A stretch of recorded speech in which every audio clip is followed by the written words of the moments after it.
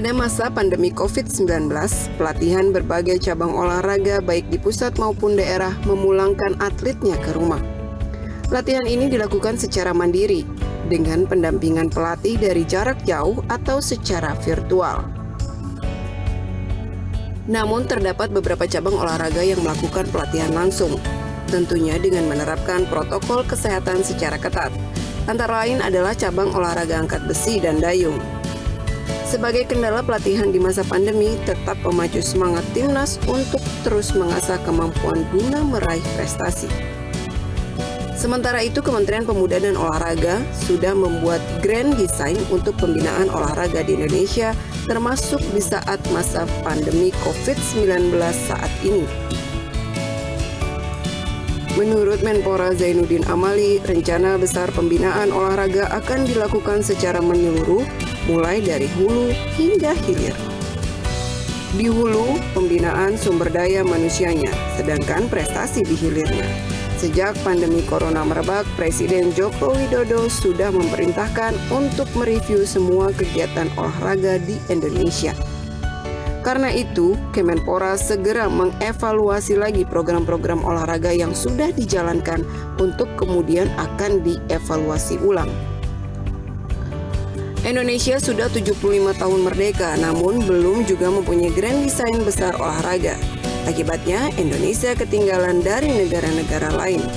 Misalnya Vietnam, mereka selangkah lebih maju. Pembinaan di negara tersebut dimulai dari hulu, seperti di Vietnam menggunakan sport science, ukuran-ukuran ilmiah yang dipakai untuk penelitian olahraga. Pak, kalau kita berbicara tentang Timnas Indonesia, nah ini Pak, Timnas Indonesia dikatakan bahwa dipastikan gagal melanjutkan perjuangannya di kualifikasi Piala Dunia 2022 zona Asia. Nah ini apa catatan khususnya terhadap hal tersebut, Pak? Oke, terutama yang terakhir ya. Yang terakhir pada saat mereka bertanding melawan Vietnam, Thailand, dan Uni Emirat Arab di Dubai yang lalu. Kan itu maksimalnya adalah imbang dengan Thailand, kemudian kalah dengan Vietnam, dan Uni Emirat Arab kalah juga. Dan kekalahannya lumayan. Catatannya adalah pertama, sejak awal, sejak berangkat itu kita tahu bahwa kita sudah tidak mungkin lolos. Tetapi negara-negara yang kita hadapi adalah negara-negara yang masih punya peluang untuk lolos ke Piala Dunia. Itu satu. Maka akhirnya kita pertimbangkan, kalau toh juga kita tidak mungkin lolos, mau menang pun, mengirim tim senior pun, tetap kita sudah kalah. Maka akhirnya dipertimbangkan kombinasi, dan terbesar adalah tim yang kita persiapkan ke SEA Games Under 23. Itu ada yang senior, ada 2 atau 3 gitu ya, sebagai kombinasi, tetapi rata-rata adalah yang usia di bawah 23 yang kita persiapkan untuk SEA Games November di Vietnam nanti. Nah, sementara yang kita hadapi adalah tim senior. Tim senior dari negara itu, pengalaman bertandingnya mereka sudah jauh lebih dari anak-anak kita.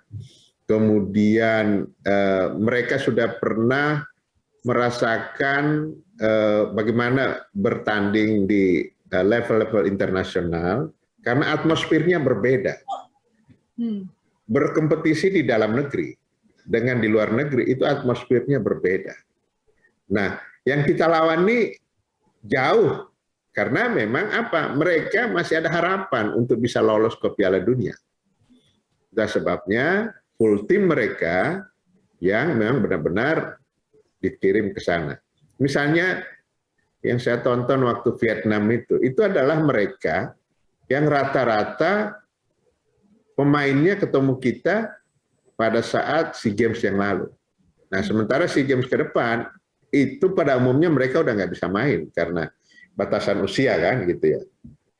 Nah, itu yang jadi catatan saya. Kemudian memang masih banyak hal yang harus kita benahi dari anak-anak kita, dari timnas kita. Walaupun sebenarnya kita sudah mendatangkan pelatih yang cukup bagus, kualifikasi pelatih internasional, dia pernah menjadi timnas di negaranya, kemudian pernah membawa negaranya dia sebagai pelatih ke Piala Dunia. Tetapi kalau pelatih sebagus apapun, kalau materinya kualitasnya juga belum bagus, tentu ini juga tidak match gitu loh. Nah, apa kelemahan? Yang pertama karena anak-anak ini pengalaman bertanding di internasionalnya, mungkin ada yang baru bertanding sekali itu, masih sangat kurang, bahkan kurang. Maka itu menjadi kelemahan. Yang kedua dari sisi mental, terutama pada saat lawan Vietnam. Di babak pertama itu kita masih bisa menahan imbang.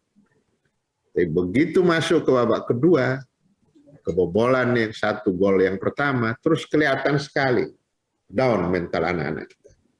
Nah ini harus menjadi PR dari pelatih dan kita semua. Nah dari kesemuanya itu tentu saya sebagai Menteri Pemuda dan Olahraga, kita harus melihat bahwa sepak bola kita ini kita harus persiapkan panjang. Karena tidak ada prestasi yang ujuk-ujuk atau by accident. Harus by design. Nah, kita harus mendesain anak-anak yang dari sejak usia 9 tahun, kita persiapkan untuk berprestasi 10 tahun ke depan.